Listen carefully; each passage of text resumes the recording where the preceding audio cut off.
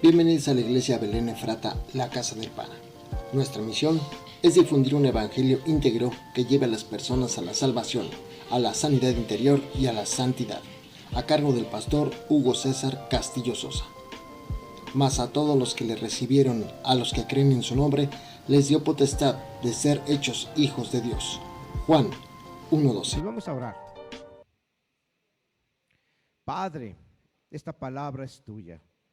Esta palabra que nos has dado y heredado, necesitamos comerla, necesitamos saborearla y necesitamos que dé fruto en nuestras vidas. Yo te ruego que tu Espíritu Santo acomode todo lo espiritual a lo espiritual y que podamos, Señor, disfrutar de las bendiciones que tienes el día de hoy para nosotros. Háblanos, queremos escucharte en el nombre poderoso de Jesús.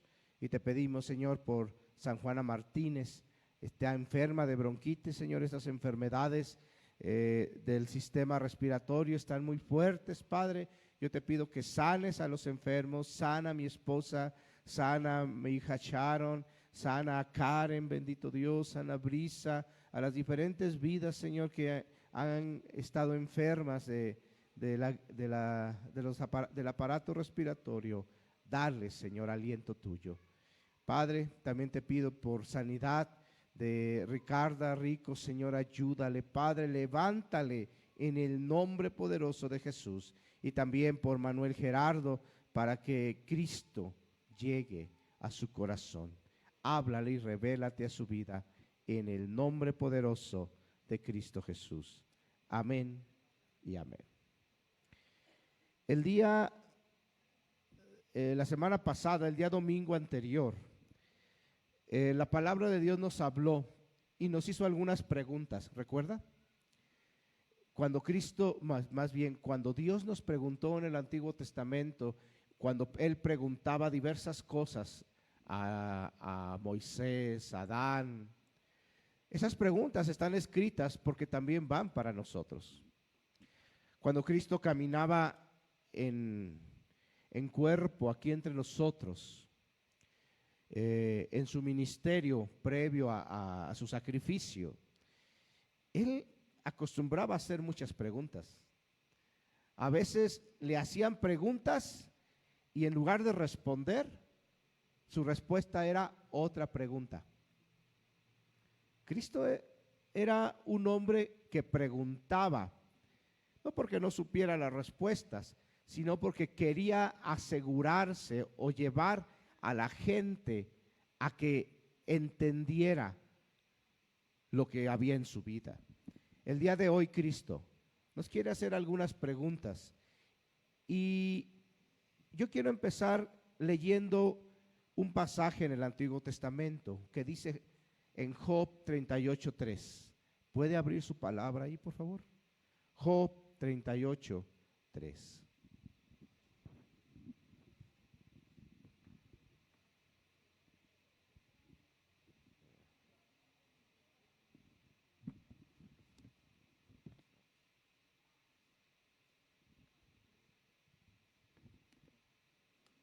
Amén.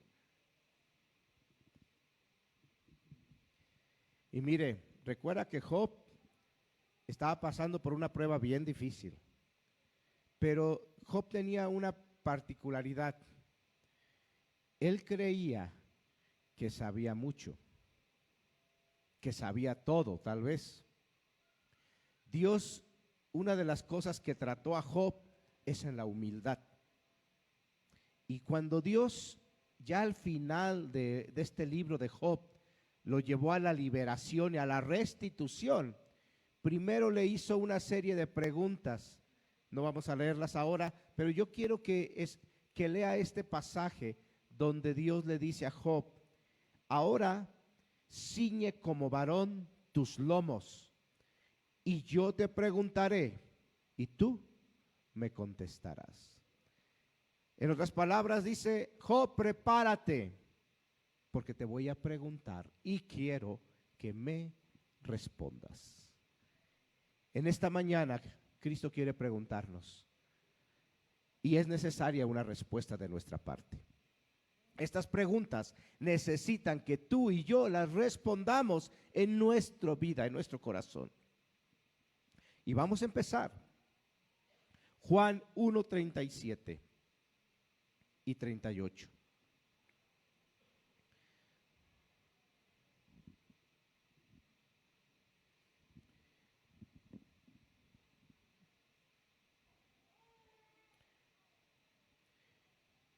Y vamos a leer la palabra de Dios. ¿Ya lo tiene? Dice Juan 1:37. Le oyeron hablar los dos discípulos y siguieron a Jesús. Y volviéndose Jesús y viendo que le seguían, les dijo, ¿qué les dijo? ¿Qué buscáis? Ellos les dijeron, Rabí, que traducido es maestro, ¿dónde moras? Mire, no leo en su casa. Léalo, anótelo por ahí y ve toda la historia, pero le pongo en antecedentes. Estos dos discípulos no eran discípulos de Jesús, eran discípulos de Juan el Bautista. Recuerden que primero llegó Juan el Bautista y un día estaba Juan el Bautista rodeado de sus discípulos, no eran los únicos dos que tenía, había muchos. Y pasó Jesús y dijo, he ahí el Cordero de Dios.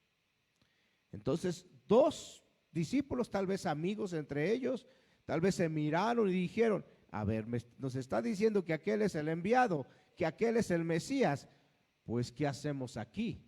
Vamos con él. ¿Es cierto? A veces estamos perdiendo el tiempo, no que perdamos el tiempo, pero a veces ponemos lo bueno antes de lo más importante. Yo sé que es bueno que atendamos a nuestra familia. Yo sé que es bueno que trabajemos, yo sé que es bueno que hagamos muchas cosas, pero lo más importante en la vida es seguir a Jesús. Tenemos que ponerlo en prioridad. Y estos dos discípulos se separaron, tal vez le dieron las gracias a Juan el Bautista y dijeron, ahora vamos para allá. Y fueron y empezaron a seguirlo, a lo mejor muy discretamente, como temerosos, como con pena, y Jesús se volteó y les hizo esta pregunta, ¿qué es lo que buscan? Y esa pregunta te la hace a ti y a mí, porque estamos aquí pretendiendo seguir a Jesús, amén. Estamos aquí pretendiendo seguir a Cristo, amén. La pregunta es, ¿qué buscamos? ¿Qué buscamos al seguir a Jesús? ¿Qué buscamos al estar en este lugar, al venir a este lugar, al ir a una célula, al venir los viernes, los domingos? ¿Qué buscamos? Pues buscamos a Cristo, sí, pero eso es muy general. ¿Qué realmente está buscando tu vida? Porque tenemos que entender, es verdad, al final de la historia, lo que más necesitamos es a Cristo. Pero cuando venimos a Él, venimos necesitados. Decimos, si tan solo fuera sano, yo te serviría, Señor. Si tan solo me dieras un buen trabajo, Señor, tendría para venir hasta los viernes, los lunes, los miércoles. Si tan solo tuviera un buen esposo, que no me gritara, no se peleara conmigo cada vez que voy a la iglesia. Si tan solo mis hijos fueran salvos, si tan solo mis hijos me siguieran.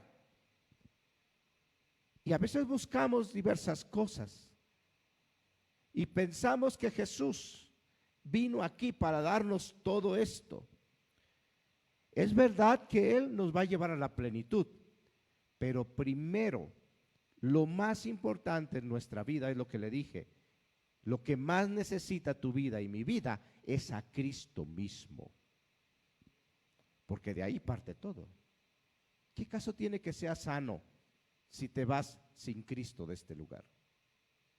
¿Qué caso tiene que Dios toque a tu esposo o a tu esposa y que diga, ok, sí, ya no te voy a regañar cuando vayas a la iglesia, es más, hasta te voy a acompañar? ¿Qué caso tiene que haga ese milagro, pero no conocemos realmente a Cristo? Esas bendiciones no duran. La única manera de que una bendición dure en nuestra vida es si está fundamentada en Cristo. Si Cristo ha llegado a tu vida, todas las demás bendiciones van a ser raíz en Cristo mismo. ¿Y quién puede quitar, quién puede conmover, quién puede destruir el fundamento de Cristo? Nadie. Así que, mi hermano, esta pregunta, ¿qué buscamos al seguir a Jesús? Debemos hacérnosla. Porque a veces buscamos cosas secundarias, temporales, y no que no sean importantes. Yo le he pedido al Señor: Señor, sáname, necesito estar bien para el domingo predicar. Y mire aquí, mira, aunque no con la voz normal, pero aquí estamos. A un gallito se me saldrá, pero me entiende, ¿no? Aleluya. A veces pedimos sanidades y provisión, pero se nos olvida pedir lo más importante, su presencia. Estos discípulos, cuando Cristo los confrontó, ¿qué buscan? Y dijeron: ¿dónde vives? Así como que, me siguen para saber dónde vivo, pues mejor les doy mi dirección, ¿no? Yo creo que ellos no sabían qué buscaban, pero al menos querían estar con Jesús. Tal vez tú en esta mañana has venido a este lugar, piensas que necesitas tal o cual cosa. Y tal vez la necesitas, pero hay cosas más importantes que requieres. Pero mira, lo más importante es que estás donde está Cristo. Y de ahí parte todo. De ahí parte la oportunidad de conocer su bendición. Hazte esta pregunta continuamente: ¿qué busco?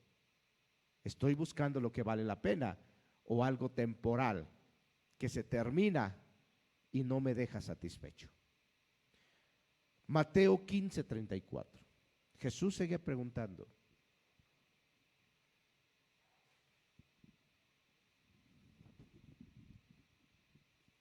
Aleluya. Mateo 15:34.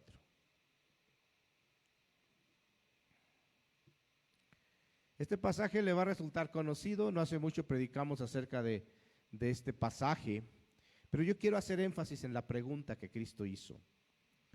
Jesús les dijo: ¿cuántos panes tenéis? Y ellos le dijeron: 7 y unos pocos pececillos.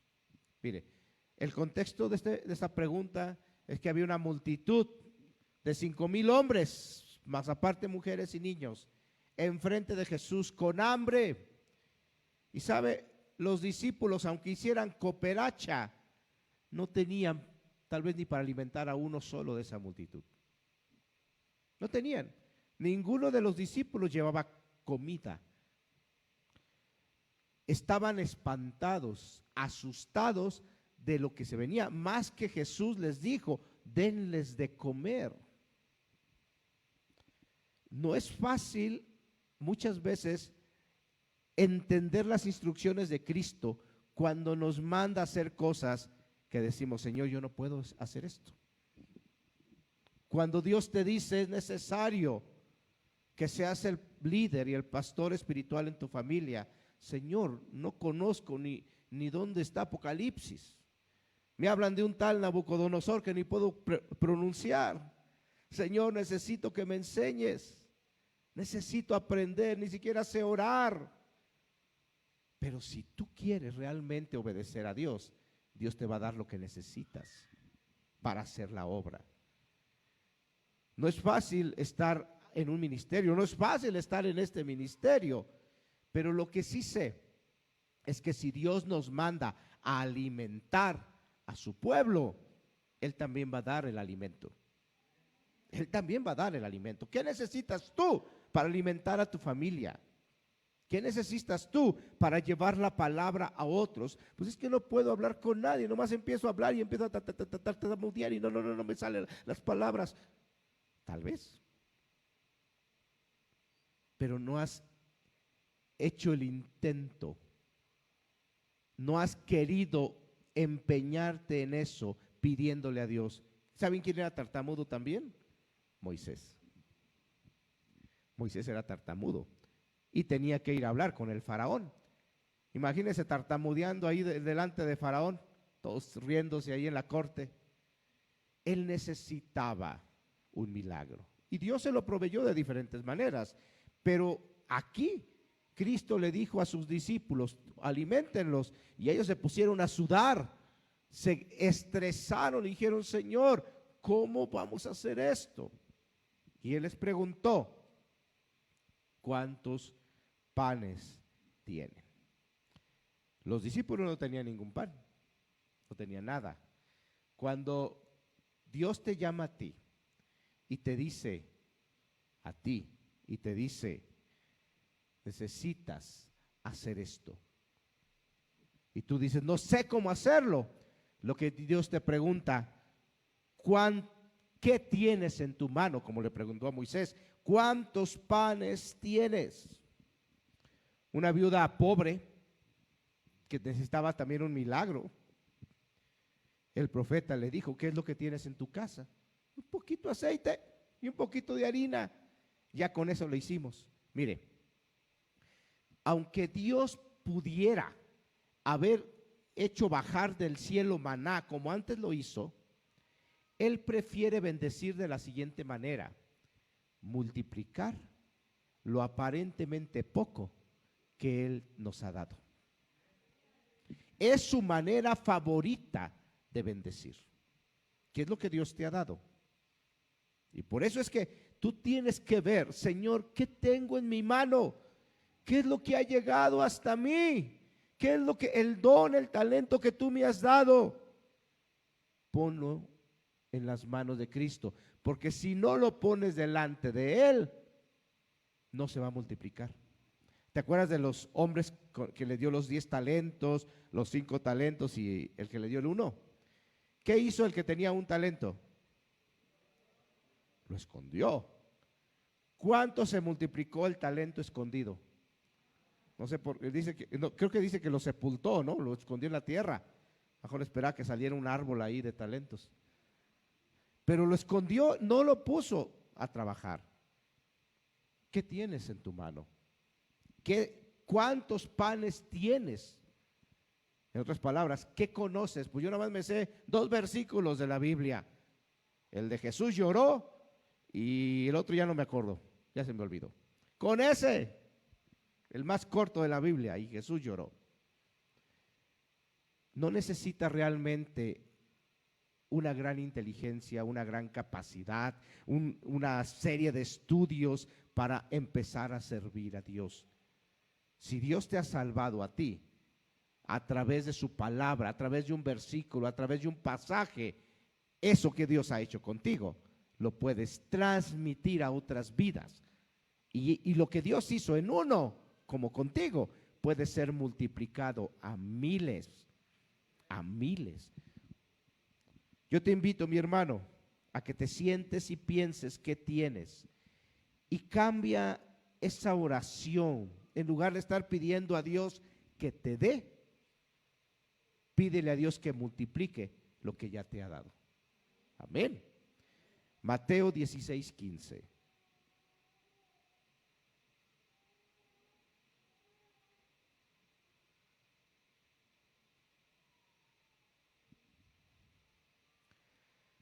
Esta es una de mis preguntas favoritas para mí. Cada vez que la leo me pega.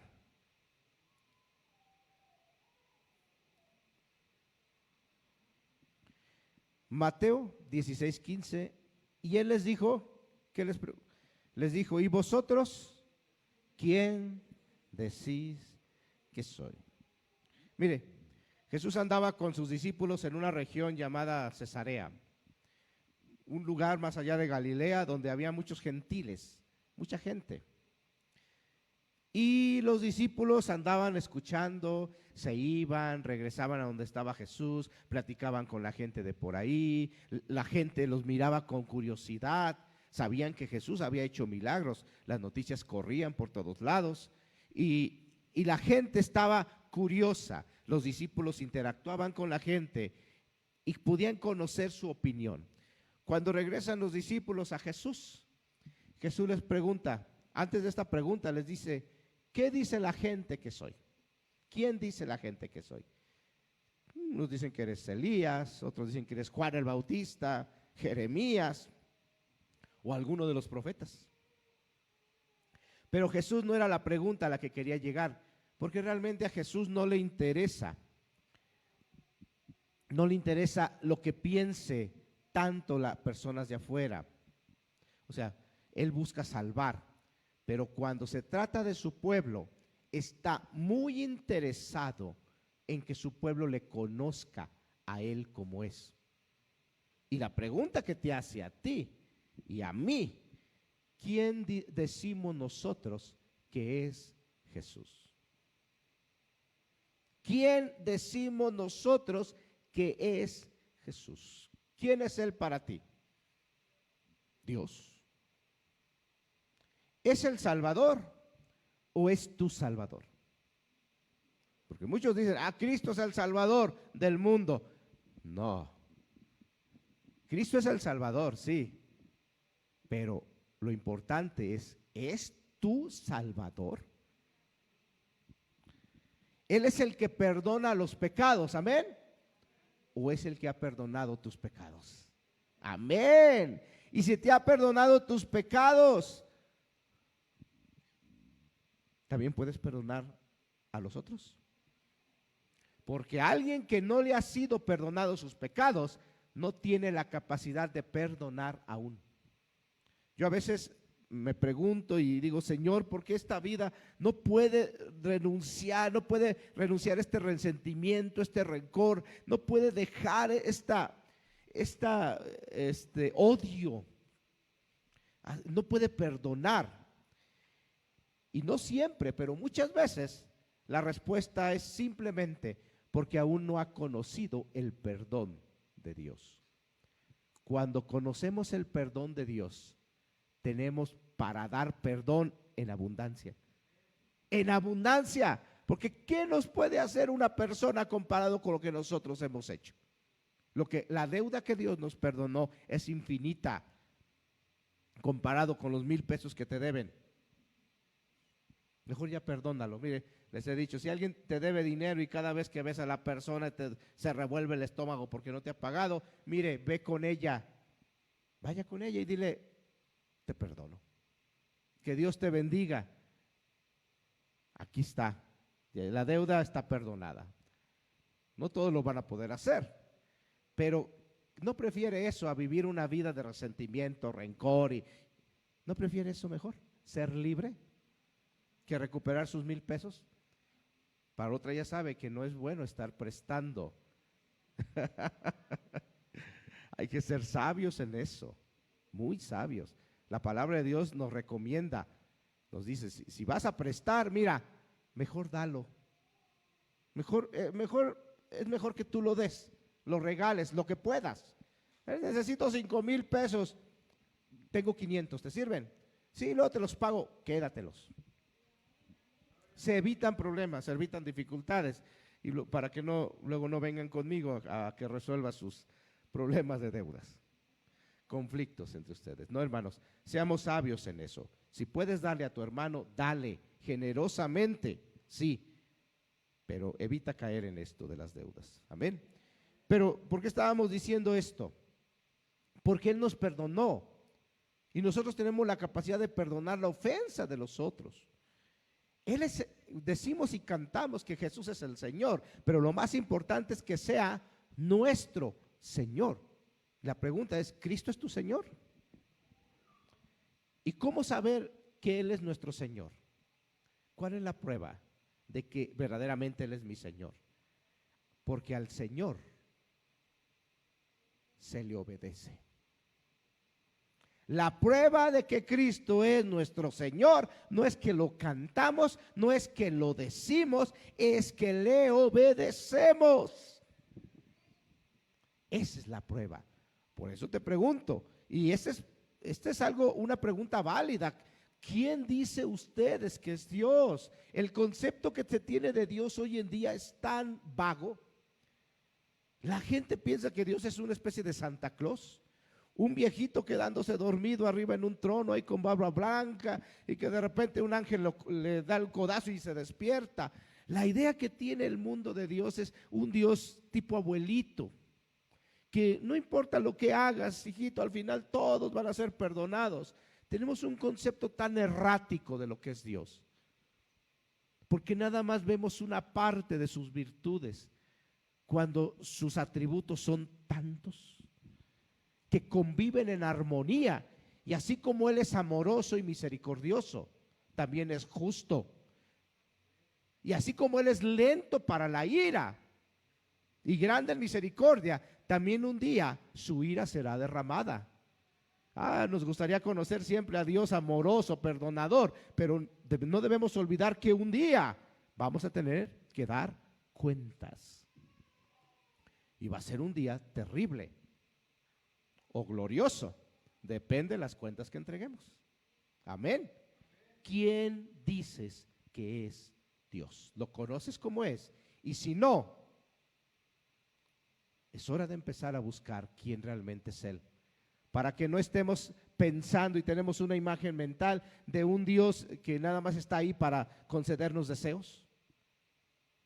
Es un Dios que está dispuesto a pasarnos por desiertos, a pasarnos por dificultades, con tal de que estemos con Él para la eternidad. Y eso nos da escalofrío. No nos gusta, pero es nuestro Dios el que hará lo que sea para que tú estés con Él, aunque te duela. Aleluya. Juan 18:34.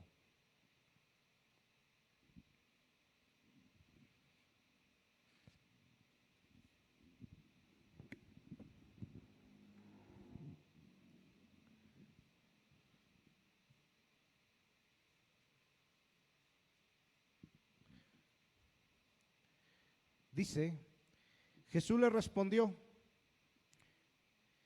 ¿dices tú esto por ti mismo o te lo han dicho otros de mí? ¿A quién se lo está diciendo? A Pilatos. Pilato le preguntó, estaba ahí ya Cristo prisionero: ¿eres tú el rey de los judíos? Y Cristo lo que le dijo, como le digo, a veces Cristo no respondía directamente, lo hacía con otra pregunta. Esto lo dices por ti mismo, es decir, ¿tú estás convencido que yo soy el rey de los judíos o lo has escuchado de otros? ¿Qué tan fuerte es tu convicción? Porque el cristianismo podría convertirse nada más en una repetición de lo que otros dicen, de lo que otros conocen, de lo que otros hablan. Pudiera yo convertirme en un repetidor, en un imitador de un personaje, de un pastor, de un evangelista. Podría yo hablar igual que esta persona, pero ¿realmente estoy convencido de lo que digo, de lo que creo? Mire, yo he visto niños, hace años, muchos años, salió un video de un niño de 6, 7 años, ahí en Centroamérica, que predicaba. O sea, ese video me lo envió un hermano y me dice: mira este niño, y empezaba, y la palabra dice esto, y bla, bla, bla, bla, bla, bla. Y wow, un niño de 6 a 7 años hablando como un adulto. Mire, qué bueno que es así. Qué bueno que él estuviera convencido. Pero tristemente muchas veces solamente se repite. Uno de estos niños predicadores tempranos, ya cuando creció, lo entrevistaron y le dijeron: ¿y ahora qué ha sido de tu vida? Dice: no, yo ya dejé eso. Dice: yo empecé a predicar y después ya a la adolescencia, en la juventud, ya más adelante me cansé de hablar, me cansé de decir, empecé a buscar a hacer cosas, imitar milagros. Hablaba de muchas técnicas que hacía para imitar milagros y cosas así. Pero él dijo: realmente lo que decía era una repetición de lo que yo veía. Realmente nunca hubo un convencimiento genuino de lo que se hablaba. Uno puede pensar que al decir frases bonitas, Dios tiene todo en control, confía en Dios, y son frases verdaderas, pero ¿tú realmente las crees? ¿Las aplicas a tu vida? Dios tiene todo en control. Amén. ¿Y qué hacemos cuando tenemos la prueba, la dificultad? Algunos dicen, no, verdaderamente yo creo que Dios tiene todo en control, pero otros ya no los volvemos a ver, porque una vez que ellos pierden el control, ya no quieren saber nada de Dios. ¿Qué es lo que dices, lo que declara tu boca? ¿Qué es lo que dices que sabes? ¿Realmente lo dices por ti mismo o lo has escuchado de otros y lo repites? ¿Se da cuenta que estas preguntas que Jesús hacía iban directo a la médula? Iban directo al corazón, ponía el dedo en la llaga y nos hace pensar y recapacitar lo que yo hago y digo, ¿realmente lo creo y lo vivo? ¿Cómo vas a saber que algo lo crees? ¿Cuál es la evidencia que tú crees algo? Porque lo vives. Si tú no vives algo, no lo estás creyendo. Si tú no vives algo, no lo estás creyendo. Hoy en día el mundo dice, yo sí creo en Dios. ¿Crees en Dios? Sí, yo creo en Dios. ¿Y por qué no vives agradando a Él? ¿Por qué no vives haciendo tu voluntad? ¿Por qué no vives buscándolo? Porque esto de creer nada más se queda en la mente, pero no se activa todo el ser. No seamos de esos que dicen creer, pero no hacen. Hay un capítulo en Hebreos 11 donde habla de la fe que está ligada al accionar. Por la fe Abraham hizo esto, por la fe esto hizo lo otro. O sea, no es nada más yo tengo fe, ¿ok? ¿Y qué? ¿A dónde te está llevando a hacer esa fe? No somos salvos por obras, déjeme dejarlo claro. La salvación es única y exclusivamente por fe. Pero si tú eres salvo, esa fe te va a llevar a hacer, a actuar, a moverte en las cosas de Dios. Es la evidencia. Es la evidencia. Juan 21:21.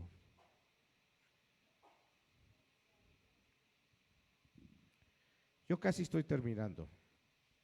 Unas 4 o 5 preguntas más.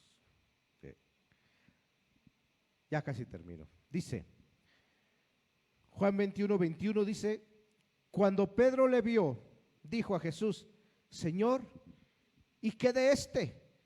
Jesús le dijo, si quiero que él quede hasta que yo venga, que a ti, sígueme tú.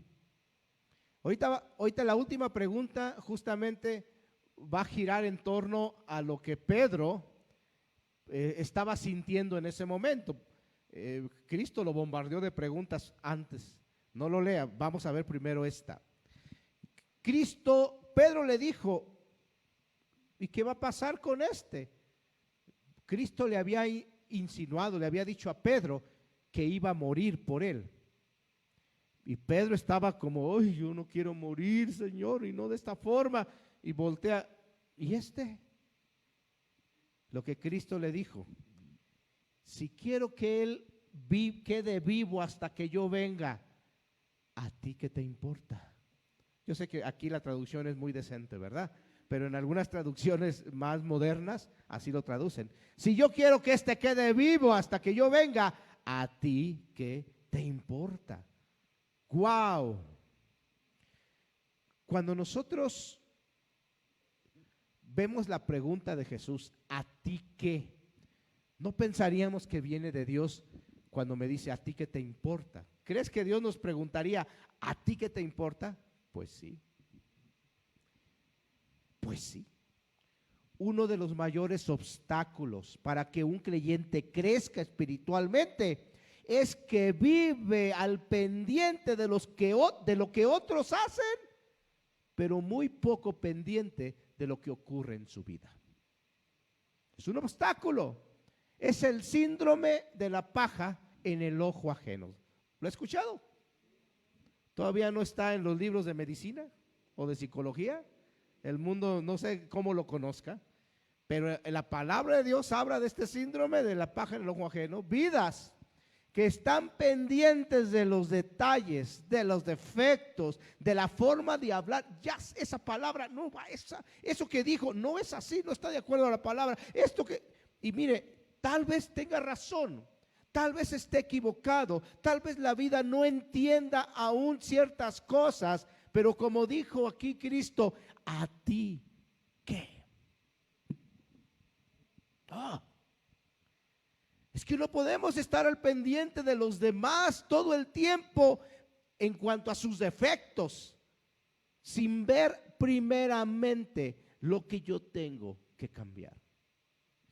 No se trata de que no se va a ver el pecado, no, pero vamos a hacer las cosas de acuerdo a la palabra de Dios. ¿Por qué nada más te quejas del pecado en otros y no te quejas del pecado en tu vida? Cuando hay pecado en otros, haces un argüende, haces un escándalo y publicas y te sientes que está muy mal. Pero cuando es el pecado en uno mismo, lo minimizamos, lo queremos esconder, no pasa nada, todos se equivocan. Hermanos, tenemos que empezar a ser más misericordiosos con los demás y más estrictos con uno mismo. Pero estamos al revés. Somos estrictos con los demás y tan misericordiosos con uno. Es al revés, mi hermano. Mira, si en otro hay un pecado y es contra ti, la palabra de Dios nos enseña claramente: ve a solas con tu hermano, arregla la situación. La gran mayoría de las veces ahí se arregla el asunto. La gran mayoría de las veces son malos entendidos. Pero si no es contra ti el pecado, ¿a ti qué? Si el niño del vecino está emberrinchado y se tira al suelo, ¿por qué eres tú el que va y lo regaña? No te corresponde hacer eso. Si hay un problema, si el hombre le habla a su mujer de tal manera, si la mujer hace tal o cual cosa, pero no es contra ti, ¿a ti qué? Es la pregunta que Cristo nos hace. No nos estemos metiendo en cosas que no nos llama. Si quieres ser de bendición para tu hermano, ora por él. Ora por su vida. Si el asunto es contra ti, la solución ya lo dije: a solas, arregla el asunto. Si no te escucha, lleva 2 o 3 testigos. No lo publiques en Facebook. Lleva 2 o 3 testigos. Si no te escucha, ya pasamos a otras etapas. Pero la gran mayoría de las cosas personales se arreglan de acuerdo a la palabra de Dios. Pero si no es contra uno, ¿qué nos importa lo que la otra persona esté viviendo? Es que no me duele mucho. Está bien que te duela, pues ora. Pídele a Dios que le ayude, pídele a Dios que cambie su carácter, pídele a Dios que le ayude a educar a sus hijos, pídele a Dios que le ayude a quitar la venda de sus ojos, pero tú y Dios solamente, y que ahí quede el asunto. Pedro estaba diciendo: Señor, ¿por qué esto me va a pasar a mí? Y yo tengo un trato con él. El trato que tengo contigo, el trato que Dios tiene contigo es distinto al que tiene contigo. Lo que Dios va a hacer en tu vida es distinto a lo que Dios está haciendo en su vida. Las cosas que van a vivir, las cosas que van a pasar son distintas. Dios no nos hizo en serie. No es como una fábrica de carros donde todos salen igualitos. Cada uno de nosotros somos distintos y absolutamente complejos. Solamente Dios puede elaborar un plan único para cada uno de nosotros. Y al final armonizar todos esos planes para formar la iglesia de Cristo. ¿Qué mente pudiera concebir algo así? ¿Qué inteligencia pudiera llegar a entender esta complejidad? Solamente Dios. Sé honesto, a veces no puedes entender ni a tu esposa. Y piensas que puedes entender a los demás. Hermanos, deja que Dios trate a cada quien como debe de hacerlo. Pero no olvidemos de que nuestra responsabilidad primera es ver lo que está pasando en nuestras vidas. ¿Y por qué le dijo esto Pedro? Y yo termino con esta pregunta, un poquito antes, Juan 21, 17.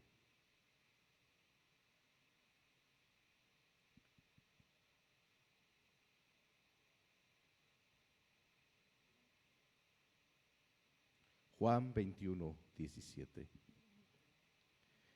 ¿Los jóvenes sí se quedaron? ¿Sí están aquí? Levanten la mano, jóvenes. ¿Dónde está? Muy bien, ahí están. Correcto. Sí, yo quería que se quedaran, porque esas preguntas también van para ustedes, jóvenes. No las escriben, son buenos ahí para esquivarlas. No, también para ustedes, mijos. Juan 21, 17, le dijo la tercera vez, Simón, hijo de Jonás, ¿me amas? Pedro se entristeció de que le dijera la tercera vez, ¿me amas? Y le respondió, Señor, tú sabes todo, tú sabes que te amo. Jesús le dijo, apacienta mis ovejas. 3 veces llevaba a Cristo bombardeando a Pedro con esta pregunta. Una pregunta que era una bomba atómica para Pedro. ¿Por qué? Porque si usted recuerda el carácter de Pedro, Pedro era alguien orgulloso. Alguien que se las daba, Señor, todos te van a abandonar, excepto yo. Señor, si tú me pides lo que quieras, dime qué quieres que haga. Señor, aquí estoy. Y cuando en el Getsemaní vinieron a arrestar a Jesús, ¿qué hizo Pedro? Era de armas tomar, ni siquiera debía haber llevado una espada. Pero Pedro tenía una visión humana, tenía una idea de que Cristo iba a ser el libertador físico, que los iba a liberar del yugo de Roma. Pedro se estaba preparando para ser su general más importante, la mano derecha de este conquistador. Pensaba que Cristo era eso. Oh, desilusión, porque Cristo no venía a libertar físicamente a los hombres, venía a hacerlos libres primeramente en su interior. Y Pedro muchas veces había alardeado de cuánto amaba a Jesús, de cuánto estaba dispuesto incluso a morir por él. Pero hubo una noche en que se demostró, en que él supo ciertamente que sus palabras no eran más que palabras.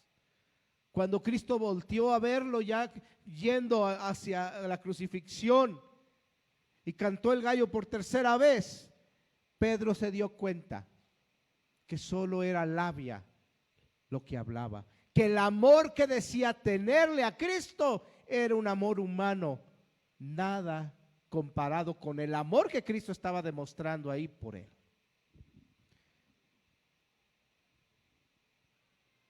Cuando Cristo le preguntó, ¿me amas?, no le pidió que lo demostrara con alguna hazaña. No le dijo, ¿me amas? Vete de rodillas hasta aquella ciudad. ¿Me amas? Entonces conquista esta ciudad. ¿Me amas? Entonces haz esas maravillas. ¿Sabe qué le dijo Jesús para que demostrara su amor? Apacienta a mis ovejas. Cuando nosotros venimos a Cristo y conocemos de su amor, también alardeamos, también decimos, Señor, te amo, Señor, tú eres todo para mí. Pero Dios solamente nos pide una cosa para demostrar su amor, el amor que nosotros decimos tenerle.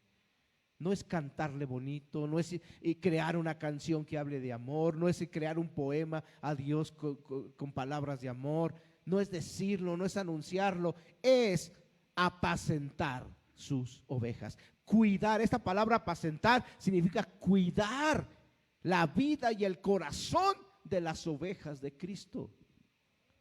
Porque cada vez que tú eres bendición para una de estas ovejas, para uno de estos que están aquí o de otros que son ovejas de Cristo, cada vez que tú eres bendición para ellos, estás dándole gloria, estás demostrando el amor a tu Dios. que cuando alguno de tus hijos alguien lo reconoce, alguien le dice felicidades, eres un excelente estudiante o eres muy buen deportista, cuando le dan alguna alabanza a tus hijos, ¿no sientes bonito? Oh, claro que sí. Cuando tú bendices a los hijos de Dios, el corazón del Padre se llena de gozo. Pero no lo entendemos. Muchas veces pensamos que podemos amar a Dios y estar en pleito con alguien, con otras personas. ¿Me amas? La pregunta de Cristo para ti es, ¿me amas? Si me amas, apacienta mis ovejas. Apacienta mis corderos.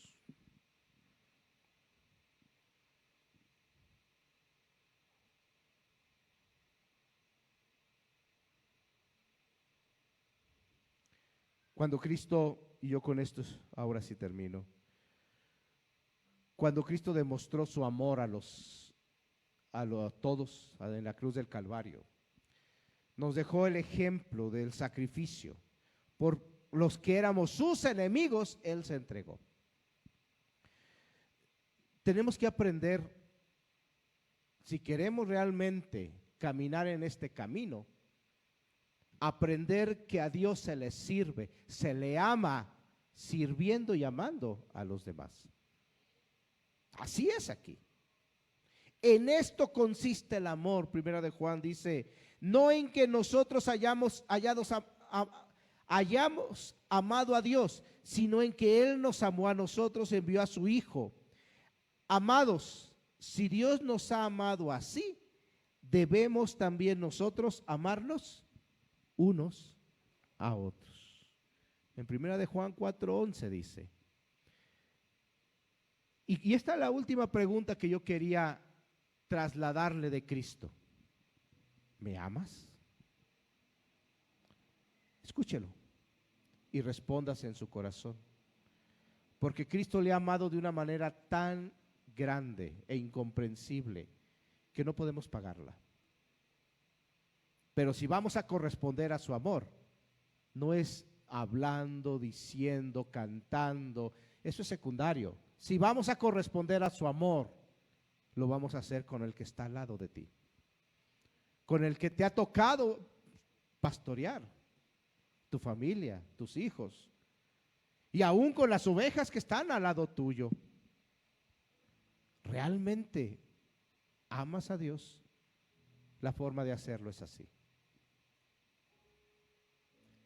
El camino de Cristo no son palabras. El camino de la vida cristiana no son cantos bonitos.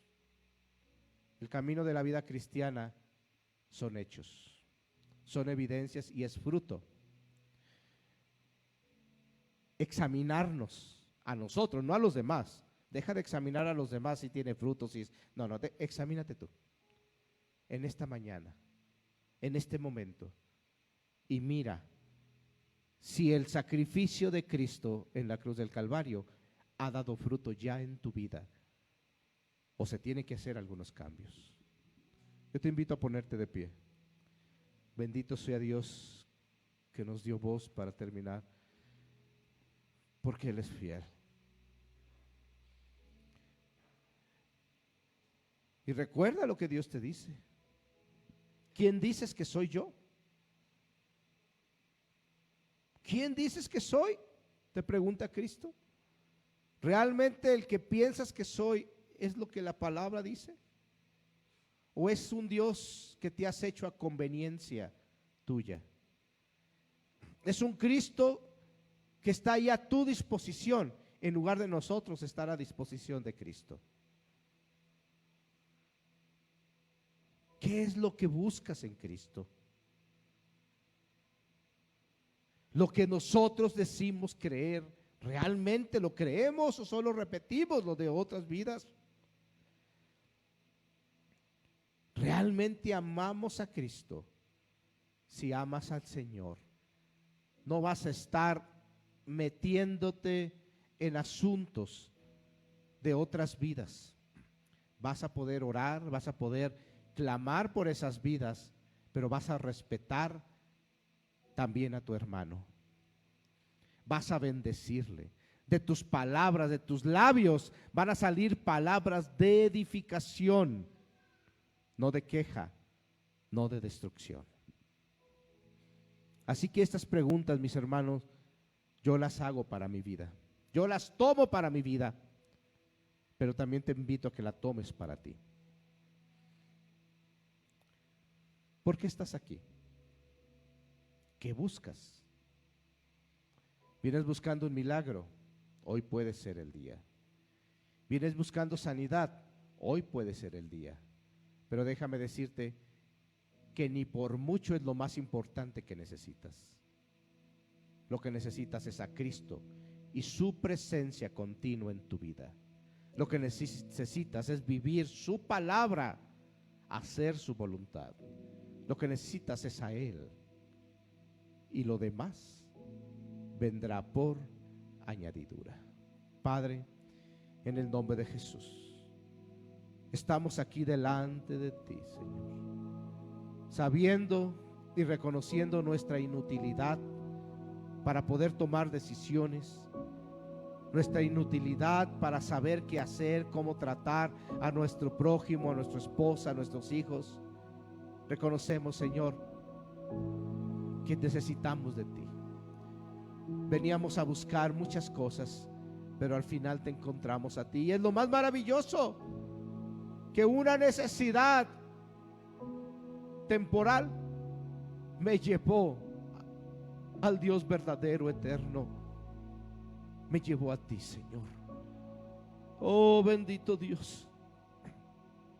Yo te pido que atiendas la necesidad de los que están aquí. Muchos han venido pidiéndote un milagro. Muchos han venido pidiéndote salvación, sanidad para sus vidas, para sus familiares. Yo te pido que atiendas la necesidad, pero por sobre todas las cosas les des lo que más necesitan, lo que más necesitamos. Que tu presencia permanezca en nuestras vidas, que tú estés en nosotros y nosotros en ti, Señor. Aquí estamos. Te necesitamos, bendito Cristo. Eres digno de toda gloria, honra y honor. Padre, levanta tus manos. Tú vienes a traer una necesidad. Ponla delante de Él. Aquí está mi petición, Señor. Aquí está mi necesidad económica, física. Aquí está, Señor. La pongo en tus pies, porque tú sabes qué hacer con ella. Pero ahora también te pido, llena mi vida de ti. De esta manera terminamos con el mensaje preparado para usted. Le invitamos a poder asistir personalmente a nuestras reuniones de culto, los días viernes en punto de las 6 de la tarde y los domingos en punto de las 11 de la mañana. Nos salvó, no por obras de justicia que nosotros hubiéramos hecho, sino por su misericordia, por el levantamiento de la regeneración y por la renovación del Espíritu Santo. Tito 3:5.